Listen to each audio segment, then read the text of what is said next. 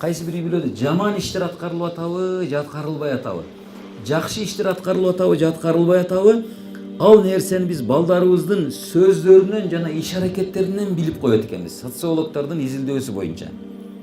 Бир аалымдын айткан эмесинде, ошол эле жана Чырпыктан Чынарга деген китепте жазылган, бир бала дейт, мына бул үй дубалдар авырат деп коет, билесиздер, а?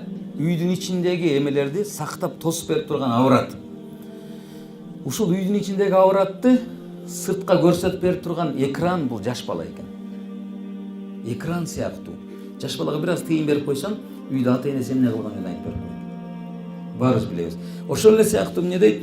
Үйдүн дейт ушундай бурчтарында шыбыш менен жашыруун сүйлөшүп аткан сөздөрдү сыртка колонка кылып жаңыртып берип аткан бул жаш бала. Аябай сонун айтылган. Не деди? Ар бир 30-40 жылда бир жолу элдин эң активдүү бөлүгүн түзө турган адамдар бул бүгүнкү күндүн жаш балдары. Түшүнүңүздөр да? Ар бир 30 жылда, ар бир 40 жылда элдин активдүү бөлүгүн түзгөн бүгүнкү күндүн жаш балдары. Мынеки азыр мисалы үчүн бир жерде бир балким президент, балким премьер-министр болду деп коелу. Премьер-министр биз менен тең. Мындан 30 жыл мурда 10 жаштагы бала болчу да. Бул жаш бала кой, алдап кой эрештек болбойт деген адам башыбызга келди, президент болду, 30 жылдан кийин министр болду. Демек, балдарды ошентип алабы экенбиз? Анткенге болбойт экен.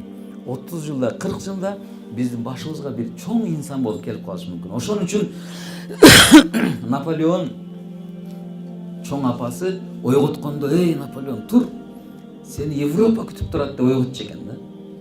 Карасаңыздар, мен күндө балдарды ойготконго бир нерсе айткым келет, айта албайм. Ата катарычы садикке тургузуш керек го. Бирөөсүн тиге тургузат, бирөөсүн сен тургузасың, анан тур деп кыйнап апарып туруп туалетке киргизип жибересиң да. Айткым келет, күндө эстейм жанагы Наполеондун чоң апасынын сөзүнө. Эмне дешти билбейм да, сени Кыргызстан күтүп атат деп уялып кетем. Демек бул энелерге дагы көбүрөөк жакшы бир эме экен. Балдарыңарды, кыздарыңарды ойготкондо ушундай жакшы сөздөр менен айтыш керек экен да. Тур кызым, сени келечекте врач кылгың келсе, сени оорулар күтүп атат, сен оорулар дарылашың керек. Сен мугалим кылгың келген болсо, сени канча деген илимсиздер күтүп атат, сен илим беришиң керек, тарбия беришиң керек деген жакшы сөздөр менен айтса болот экен.